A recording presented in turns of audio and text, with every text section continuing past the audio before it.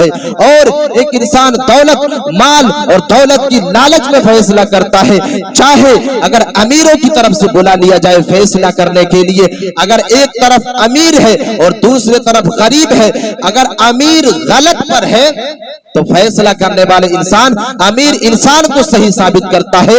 دولت کی حوث میں اللہ تبارک و تعالی اس آیت کریمہ کے اندر اسی چیز کے بارے میں واضح کر رہا ہے اور اسی چیز کے بارے میں بیان کر رہا ہے کہ جب تم انصاف کرنے کے لیے بیٹھو تو تم دو انسانوں کے درمیان میں انصاف سے کام لیا کرو۔ اللہ تبارک و تعالی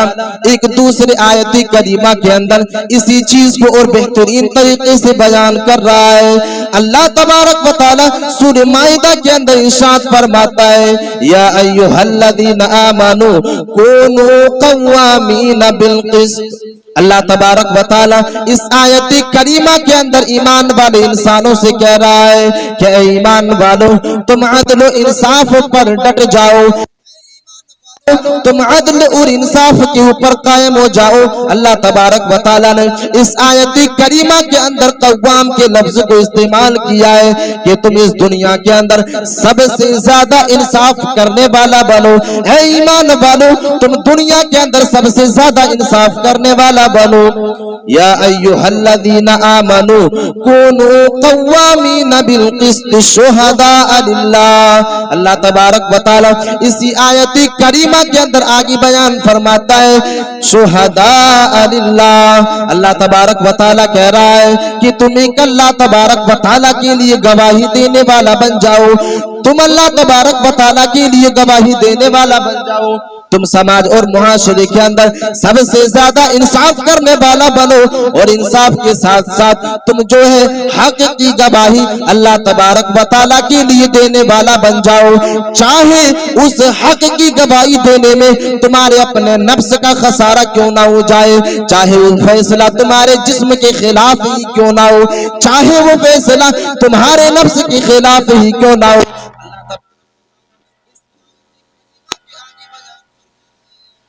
یا ایھا الذین آمنوا کونوا قوامین بالقسط شہداء للہ ولو علی انفسکم او الوالدین والاقربین۔ اللہ تبارک و تعالی بڑے بہترین طریقے سے قرآن مجید کے اندر انصاف کرنے کی کیٹیگری کو بیان کر رہا ہے کہ لوگوں، جب تم انصاف کرنے کے لیے بیٹھو، جب تم جو ہے گواہی دینے کے لیے جایا کرو تو تم یہ سوچ لو کہ ہم اللہ تبارک و تعالیٰ کے لیے گواہی دے رہے ہیں، تم یہ سوچ لو کہ ہم اللہ تبارک و تعالیٰ کے لیے انصاف کرنے والے بنے، ہم اللہ تبارک و تعالیٰ کے لیے انصاف کر رہے ہیں۔ للہ شہداء بالقسط۔ اللہ تبارک و تعالیٰ نے شہداء للہ ولو علی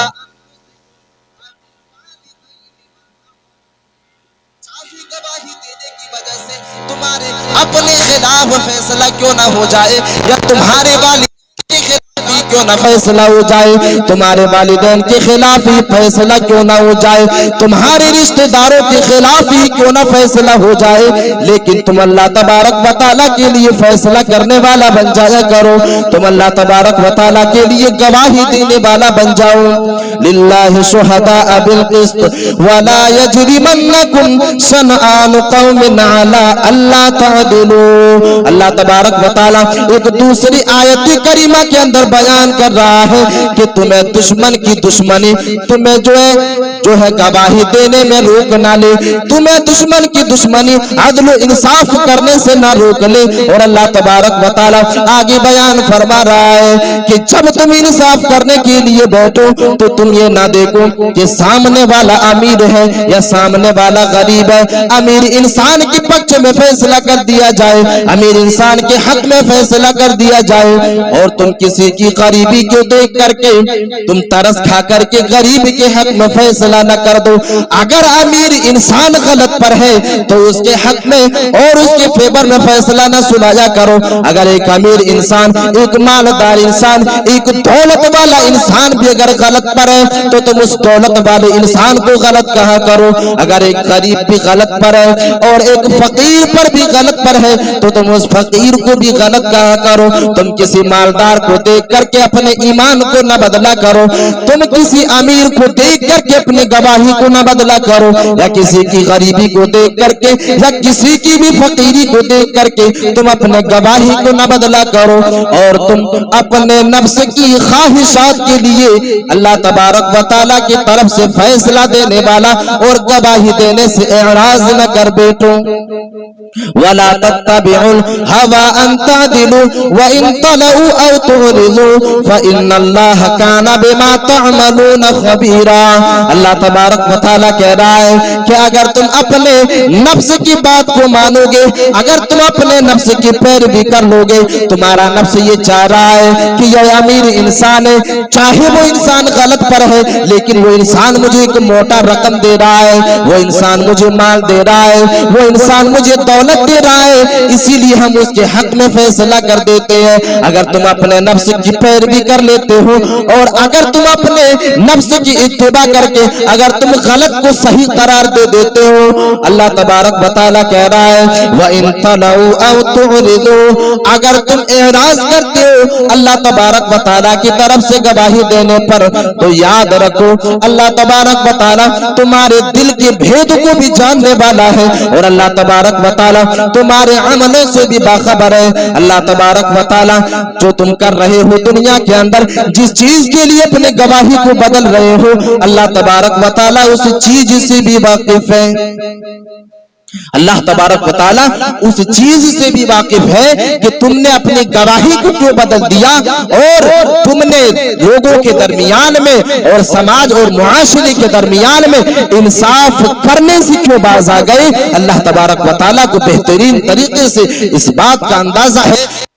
तआला के पास इल्म है और अल्लाह तबारक व तआला जानने वाला है। मेरे अजीज साथियों, समाज और मुआशरे के ताल्लुक से इमाम इब्न तैमिया रहमतुल्लाह अलैह एक बहुत बड़ी बात को वाज़ेह करते हैं और मनसब पर बिठाने से पहले एक हाकिम को, एक हुक्मरान को मनसब पर बिठाने से पहले दो चीजों के बारे में तज़किरा करते हैं और बयान करते हैं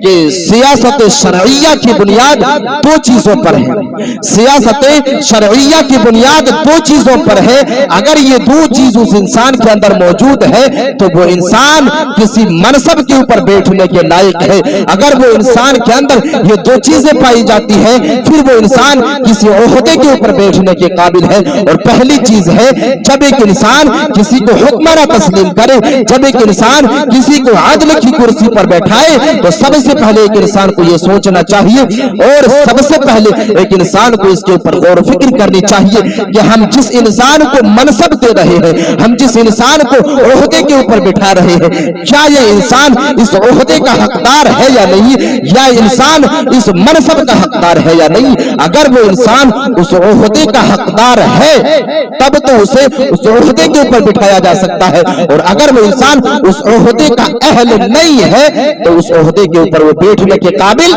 नहीं है। इमाम इब्न तैमिया रहमतुल्लाह अलैह दूसरी बात को बयान करते हैं और दूसरी बात यही अदल है और यही इंसाफ है कि अगर एक इंसान के अंदर अगर ओहदे पर बैठने की काबिलियत मौजूद है, अगर ओहदे के ऊपर बैठने का अहल वो इंसान है, लेकिन अगर वो इंसान अदल से काम नहीं लेता है, अगर वो इंसान समाज और मुआशरे के अंदर इंसाफ नहीं करता है, तो वो इंसान उस ओहदे पर बैठने के काबिल नहीं।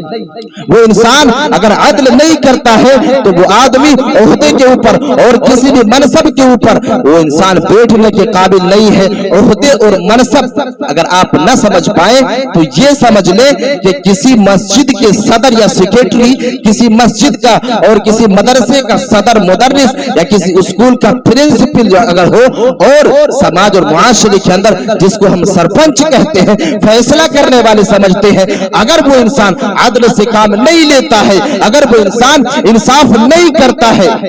तो वो इंसान उस मनसब के ऊपर बैठने के लायक नहीं है। आज समाज और मुआशरे की एक बड़ी अलमिया ये है और समाज और मुआशरे की एक बड़ी कोताही ये है कि हम और आप इंसाफ करने के लिए ऐसे इंसानों को अपने समाज और मुआशरे के अंदर बुलाया करते हैं जो इंसान समाज और मुआशरे को दो हिस्सों में तकसीम करने वाला दिमाग रखता है और समाज और मुआशरे को बांटने की जो है सोच ان کے ذہنوں کے اندر ہوتی ہے، بھائیوں کے درمیان میں درار پیدا کرانے والا جو ہے سوچ ان کے پاس ہوتی ہے، سماج اور معاشرے کی فضا کو جو ہے غدلہ بنانے کی سوچ اس کے اندر ہوتی ہے۔ ہم ایسے لوگوں کو انصاف کرنے کے لیے اپنے سماج اور معاشرے کے اندر بلایا کرتے ہیں۔ میرے عزیز ساتھیوں، اگر ہم ایسے لوگوں کو سماج اور معاشرے کا سرپنچ بنائیں گے، ایسے لوگوں کو اگر ہم سماج اور معاشرے کا مکھیا بنائیں گے تو یاد رکھنا زندگی بھر یہ سماج اور معاشرہ لڑتا ہوا رہ جائے گا، ہم کسی منصوبے میں کامیابی حاصل نہیں کر سکیں گے۔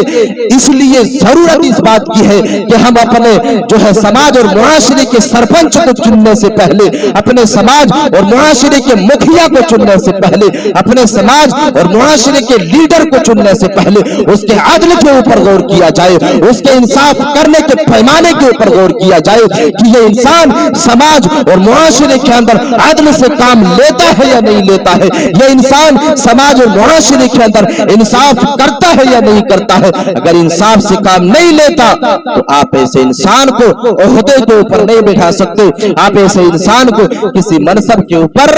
نہیں بٹھا سکتے۔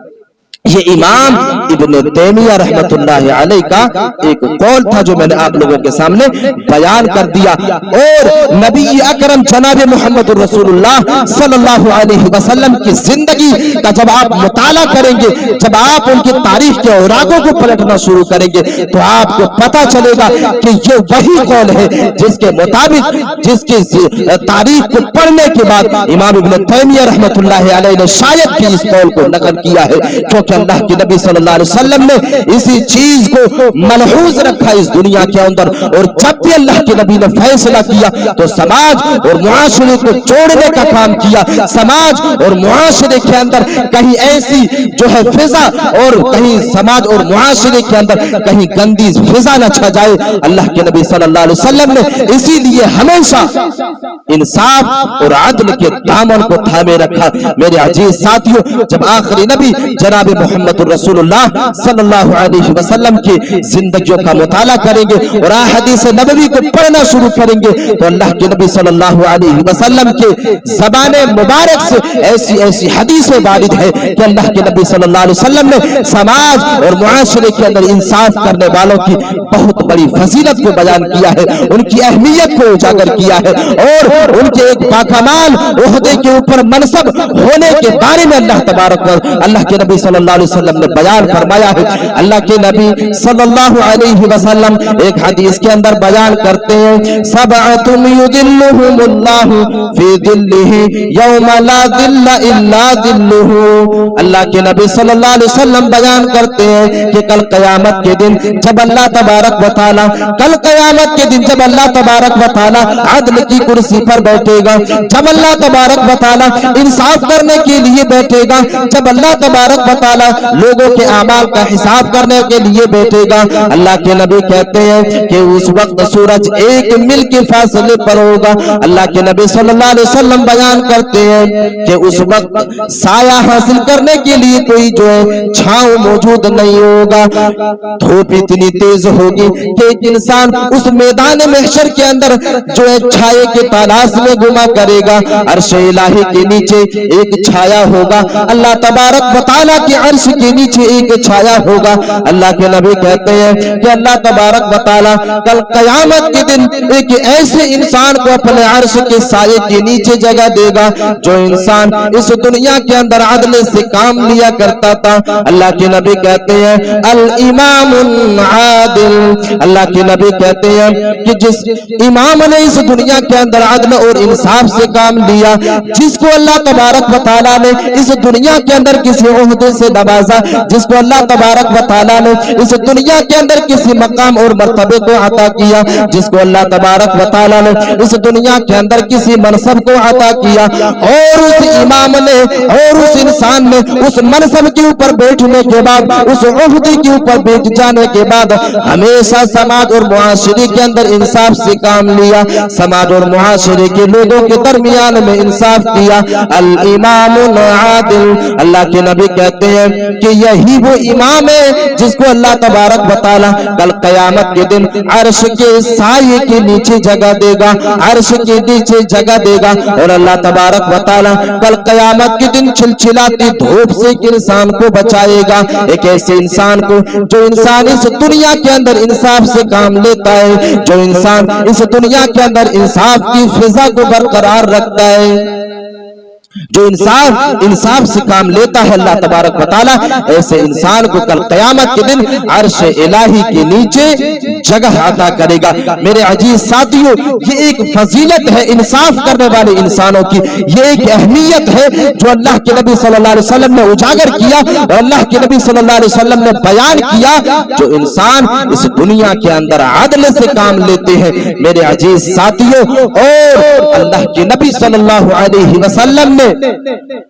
اسی آیت کریمہ کے ضمن میں جو جس آیت کریمہ کی تلاوت میں نے کی ہے، ان اللہ یأمرکم ان تؤدوا الامانات الی اہلها، اسی آیت کریمہ کے ضمن میں حقوق العباد کی ایک بڑی صفت واضح ہوتی ہے، اور حقوق العباد کے ایک نقطے کی وضاحت اس آیت کریمہ کے اندر ملتی ہے۔ جو انسان اس دنیا کے اندر لوگوں کے اندر جو ہے اور لوگوں کے درمیان میں ناانصافی کیا کرتے ہیں، لوگوں کے زمینوں کو ہڑپا کرتے ہیں، لوگوں کو اس دنیا کے اندر ناجائز طریقے سے ستایا کرتے ہیں، اور انصاف کے ترازو میں اپنے آپ کو رکھ کر کے ایک انسان جو اس دنیا کے اندر لوگوں کو ستانے کا کام کیا کرتے ہیں، اللہ کے نبی صلی اللہ علیہ وسلم نے جس طرح ایک انسان کی فضیلت کو بیان کیا، بالکل اسی طرح اللہ کے نبی صلی اللہ علیہ وسلم نے ایسے انسانوں کے جس انسانوں نے اس دنیا کے اندر عدل سے کام نہیں لیا، جس انسان نے اس دنیا کے اندر انصاف سے کام نہیں لیا،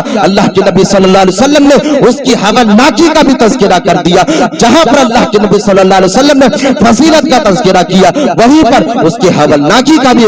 جو ہے تذکرہ کر دیا کہ ایک انسان کی حالت میدان محشر میں کیا ہوگی۔ اللہ کے نبی صلی اللہ علیہ وسلم ایک مرتبہ صحابہ کرام سے سوال کرتے ہیں، اللہ کے نبی صلی اللہ علیہ وسلم ایک مرتبہ صحابہ کرام سے سوال کرتے ہیں، پوچھتے ہیں کہ اے میرے صحابہ کی جماعت بتاؤ دنیا کے اندر مفلس کون لوگ ہیں، اے میری صحابیوں کی جماعت بتاؤ دنیا کے اندر قلاش کون لوگ ہیں، مفلس کسے کہا جاتا ہے۔ صحابہ کرام عرض کرتے ہیں کہ اے اللہ کے نبی صلی اللہ علیہ وسلم، دنیا کے حساب سے اور دنیا کے اعتبار سے تو مفلس وہ انسان ہے جس کے پاس مال و دولت نہیں ہے، جس کے پاس اس دنیا کے اندر جو ہے دولت نہیں ہے، جس کے پاس اس دنیا کے اندر رسوخوں والی زندگی نہیں ہے، جس کے پاس اس دنیا کے اندر مالداری نہیں ہے۔ اللہ کے نبی کہتے ہیں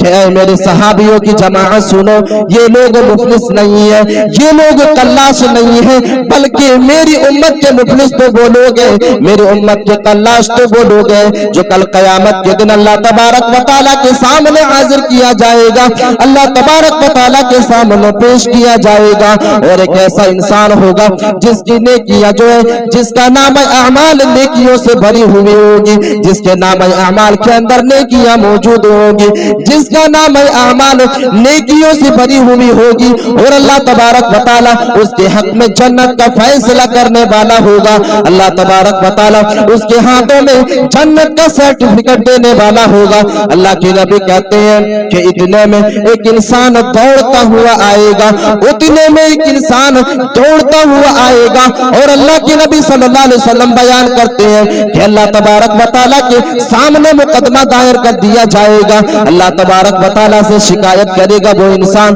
کہ پروردگار عالم، چرائز نمازی انسان کو روکا جائے، اس بادشاہ کو روکا جائے، اس نیکوکار انسان کو روکا جائے، یہ وہ انسان ہے جس نے دنیا کے اندر میری زمینوں کو ہڑپا تھا، جب اللہ تبارک و تعالیٰ نے عہدہ اور منصب عطا کیا تھا تو اپنے عہدے کے بیس پر تو اس انسان نے اپنے عہدے کی پاور دکھا کر کے جو ہے دوسروں کی زمینوں کو ہڑپا ہوگا۔ اے دوسروں کی زمینوں کے اوپر ناجائز قبضہ کرنے والے لوگوں، اے سماج اور معاشرے کے لیڈر قسم کے لوگوں، اپنے رعب اور دبدبے کی بنیاد پر غریبوں کو ستانے والے لوگوں، اس حدیث کے اوپر غور و فکر کر لو۔ اللہ کے نبی کہتے ہیں کہ وہ انسان کہے گا کہ پروردگار عالم، یہ وہ انسان ہے جس نے دنیا کے اندر مجھے ستایا تھا، اللہ تبارک तबारक व तआला ये वो इंसान है जिस इंसान ने अपने ओहदे की पावर दिखा करके मुझे थप्पड़ों से मारा था। परवरदिगार आलम ये वो इंसान है जिस इंसान ने दुनिया के अंदर मेरे माल और दौलत को लूटा था।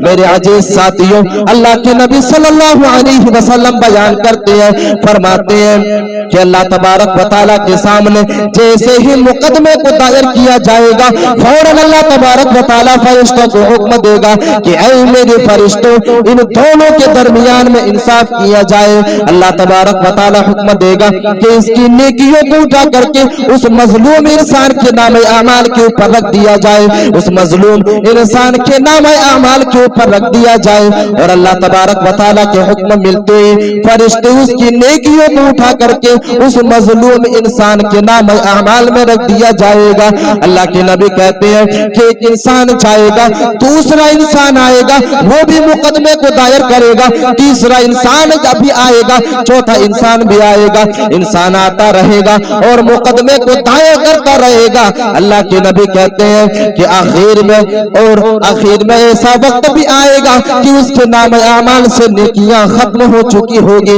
उसके नाम आमाल से नेकियां खत्म हो चुकी होगी। और नतीजा ये होगा कि अब अल्लाह तबारक व तआला इंसाफ करना शुरू करेगा कि मजलूम जिनको इस इंसान ने दुनिया के अंदर सताया है, उसके गुनाहों को उठा करके इस नेकोकार इंसान के नाम आमाल के ऊपर रख दिया जाए। अल्लाह के नबी कहते हैं, अल्लाह के नबी सल्लल्लाहु अलैहि वसल्लम फरमाते हैं कि आखिर में फैसला ये होगा कि उस इंसान को जहन्नम के अंदर मुंह के बल घसीटते हुए फेंकने का हुक्म दे देगा। अल्लाह तबारक व तआला ऐसे इंसानों के हाथों में जहन्नम का सर्टिफिकेट थमा देगा। मेरे अजीज साथियों, इस हदीस के ऊपर गौर व फिक्र करने की कोशिश करें। ऐ समाज और मुआशरे के अंदर गरीबों को सताने वाले लोगों, ऐ समाज और मुआशरे के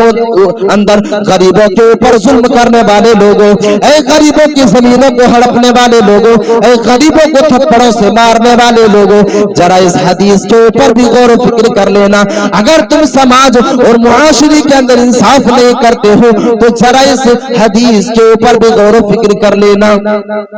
जरा इस हदीस के ऊपर भी गौर व फिक्र कर लेना। अगर आज हमने नाइंसाफी से काम लिया और अपने ओहदे और मनसब के बेस पर अगर हमने किसी को सताया तो याद रखना वो मजलूम इस दुनिया के अंदर मजलूम है, लेकिन जब कल कयामत के दिन अल्लाह तबारक व तआला का वो अदल और वो अदालत लगेगी, जब यही मजलूम मुकदमा दायर करेंगे, उस वक्त एक इंसान के ओहदे का पता चलेगा और उस इंसान की औकात और उस इंसान की हैसियत का अंदाजा होगा कि हमने दुनिया के अंदर कितना बड़ा जुल्म किया था अपने नफ्स के ऊपर, और हमने समाज और मुआशरे के लोगों के ऊपर कितना बड़ा जुल्म किया था, अपने जिस्म के ऊपर, अपने नफ्स के ऊपर कितना बड़ा जुल्म किया था। तो मेरे अजीज साथियों, ये नाइंसाफी करने की जो है अल्लाह के नबी सल्लल्लाहु अलैहि वसल्लम ने हवालाकी को बयान किया और इस बात को इस हदीस के अंदर अल्लाह के नबी सल्लल्लाहु अलैहि वसल्लम ने वाज़ेह कर दिया। मेरे अजीज साथियों,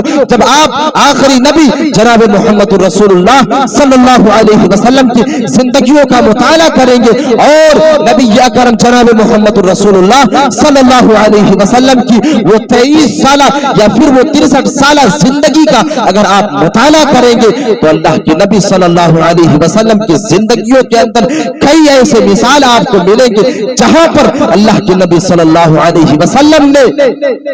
अदल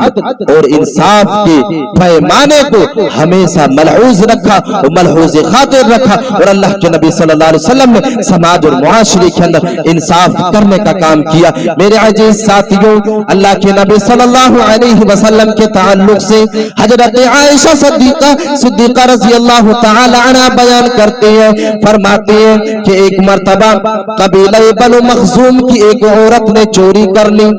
कबीला बनु मखजूम की एक औरत ने चोरी कर ली। अल्लाह के नबी सल्लल्लाहु अलैहि वसल्लम के सामने इस मुकदमे को दायर किया जाता है। अल्लाह के नबी सल्लल्लाहु अलैहि वसल्लम के सामने इस मुकदमे को पेश किया जाता है और अल्लाह के नबी सल्लल्लाहु अलैहि वसल्लम से कहा जाता है कि अल्लाह के नबी, ये कबीला बनु मखजूम की एक औरत है जिसने चोरी कर ली है और चोरी करते हुए पकड़ी गई है। अल्लाह के नबी सल्लल्लाहु अलैहि वसल्लम कुरान के मुताबिक फैसला करने का हुक्म दे देते हैं ہیں۔ اللہ کے نبی صلی اللہ علیہ وسلم قرآن کے قانون کے اوپر عمل کرنے کا حکم دے دیتے ہیں۔ میرے عزیز ساتھیوں، حضرت عائشہ صدیقہ رضی اللہ تعالی عنہا بیان کرتی ہیں کہ اس قبیلے کے لوگ یہ مشورہ کرتے ہیں، اس قبیلے کے لوگ یہ میٹنگ کرتے ہیں کہ یہ تو ایک اعلیٰ منصب والی عورت ہے، ایک بڑی خاندان کی عورت ہے، آج اگر اس کی ہاتھ کٹ جاتی ہے تو بڑی بدنامی ہوگی، سماج اور معاشرے کے اندر بڑی ذلت اور رسوائی ہو جائے گی۔ میرے عزیز ساتھیوں، قبیلہ بنو مخزوم کے سارے لوگ اللہ کے نبی صلی اللہ علیہ وسلم کے سامنے اسامہ بن زید کو بھیجتے ہیں۔ یہ وہ صحابی ہے جو اللہ کے نبی صلی اللہ علیہ وسلم کے سب سے پیارے صحابی ہے، اللہ کے نبی صلی اللہ علیہ وسلم کے بڑے قریبی ہے۔ اسامہ بن زید آتے ہیں اور اللہ کے نبی صلی اللہ علیہ وسلم سے عرض کرتے ہیں کہ اے اللہ کے نبی، یہ تو ایک اعلیٰ خاندان کی عورت ہے، ایک بڑے خاندان کی عورت ہے، اے میرے نبی کہیں ایسا کر دیا جائے کہ یہ جرم جو اس نے کیا ہے اسے معاف کر دیا جائے۔ میرے عزیز ساتھیوں، اللہ کے نبی صلی اللہ علیہ وسلم فوراً منبر کے اوپر چڑھ جاتے ہیں اور اللہ کے نبی صلی اللہ علیہ وسلم بیان کرتے ہیں کہ اسامہ، تم ایک ایسی بات کی حکم دے رہے ہو، تم ایک ایسے فیصلہ کرنے کا حکم ایسا فیصلہ کرنے کا حکم دے رہے ہو کہ شاید میں وہ فیصلہ نہیں کر سکتا، اور تم ایسے فیصلہ کرنے کا حکم دے رہے ہو جو ہم سے پہلے قوم اس دنیا کے اندر کیا کرتے تھے، اور وہ لوگ بھی اسی طرح کیا کرتے تھے۔ جب ان میں سے کوئی بڑے خاندان والے انسان ظلم کیا کرتے تھے، جب اس کے ظلم ظاہر ہو جاتے تھے تو لوگ اسے معاف کر دیا کرتے تھے، لیکن جب ایک غریب کا ظلم ظاہر ہو جاتا تھا تو اسے سزا کا حقدار مان لیا کرتے تھے اور اسے سزا دے دیا کرتے تھے۔ اے اسامہ، تم جو اللہ تبارک و تعالیٰ کے حد کو توڑنے کے بارے میں فیصلہ دے رہے ہو، اے اسامہ، اللہ کے نبی صلی اللہ علیہ وسلم منبر رسول پر چڑھنے کے بعد صحابہ کرام سے مخاطب ہو جاتے ہیں اور وہ تاریخی جملہ اپنے زبان سے ادا کرتے ہیں، لو ان فاطمہ بنت محمد سرقت لقطعت یدها۔ اللہ کے نبی صلی اللہ علیہ وسلم کہتے ہیں کہ اے قبیلہ بنو مخزوم کے لوگوں، سن لو، اگر آج جو ہے فاطمہ بنت محمد بھی چوری کرتے تو ہم اس کے ہاتھوں کو بھی کاٹ دیتے۔ اے لوگوں، اگر تم یہ چاہتے ہو کہ جو ہے آج جو ہے اس کو معاف کر دیا جائے تو سن لو، آج اگر محمد کی بیٹی بھی چوری کرتے تو ہم اس کے ہاتھ کو بھی کاٹ دیتے اور ہم ان کے ہاتھ کو بھی کاٹ دیتے۔ میرے عزیز ساتھیوں، یہ آخری نبی جناب محمد رسول اللہ صلی اللہ علیہ وسلم کا انصاف ہے۔ اللہ کے نبی صلی اللہ علیہ وسلم اس طرح سماج اور معاشرے کے اندر عدل کیا کرتے تھے۔ میرے عزیز ساتھیوں، اسی مناسبت سے میں اور ایک حدیث کو آپ کے سامنے بیان کر دوں، اسی مناسبت سے میں ایک حدیث آپ کے سامنے بیان کر دوں۔ میرے ہاتھوں میں جو ہے چٹکے کو پکڑا دیا گیا ہے، شاید میرا وقت جو ہے وہ ختم ہو چکا ہے۔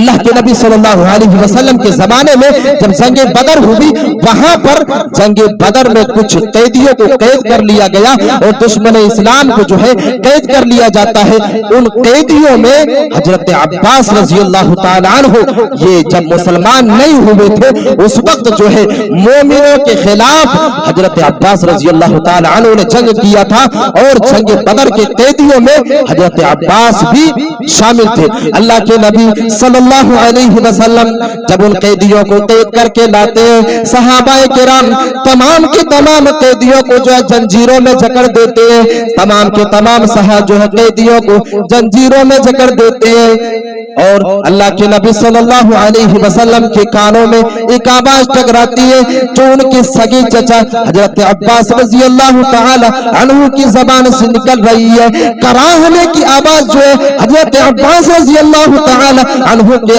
جو ہے زبان سے نکل رہی ہے۔ اللہ کے نبی صلی اللہ علیہ وسلم کے کانوں سے یہ آواز ٹکراتی ہے۔ اللہ کے نبی صلی اللہ علیہ وسلم کے جو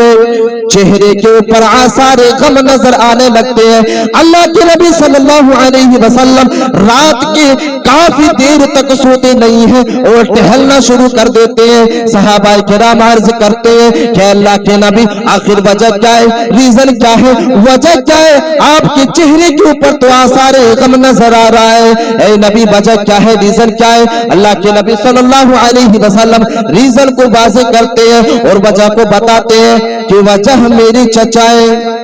वजह जो है वो मेरे चचा जान है। मेरे अजीज साथियों, सहाबाए किराम अल्लाह के नबी सल्लल्लाहु अलैहि वसल्लम के चेहरे के ऊपर आसारे गम नहीं देख सकते थे। सहाबाए किराम के दिलों के अंदर तरस आती है, रहम आती है, और सहाबाए किराम चाहते हैं और हजरत अब्बास रजी अल्लाह तआला अन्हु के भेड़ियों को ढीला कर देते हैं, और हजरत अब्बास रजी अल्लाह तआला अन्हु की ज़बान से वो कराहने की आवाज जो है वो बंद हो जाती है। अल्लाह के नबी सल्लल्लाहु अलैहि वसल्लम कुछ देर के बाद सहाबाए किराम से सवाल करते हैं, पूछते हैं कि ऐ मेरे सहाबियों,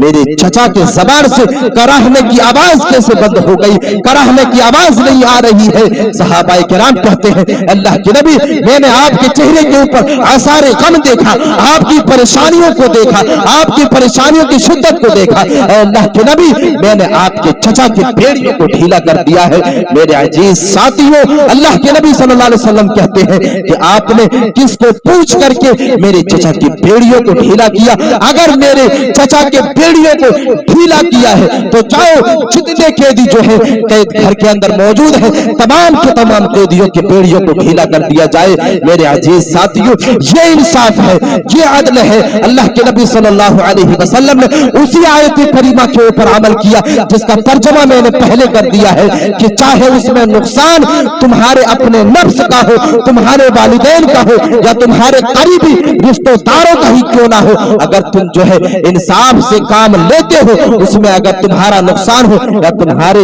जो है करीबी का नुकसान हो, तो तुम इसके परवाह न किया करो और समाज और मुआशरे के अंदर जो है इंसाफ से काम लिया करो। अल्लाह के नबी सल्लल्लाहु अलैहि वसल्लम ने इसी के ऊपर अमल किया कि अगर मेरे चचा की भेड़ियों को ढीला किया जाएगा तो जितने भी कैदी कैद घर के अंदर मौजूद है, कैद खाने के अंदर मौजूद है, तमाम के तमाम कैदियों के जंजीरों को ढीला कर दिया जाए और तमाम के तमाम कैदियों के भेड़ियों को ढीला कर दिया जाए। मेरे अजीज साथियों, अल्लाह के नबी सल्लल्लाहु अलैहि वसल्लम ने ये पैमाना अपने उम्मतियों को दिया है और ये पैमाना हमारे और आपके लिए भी है, और आने वाली क़यामत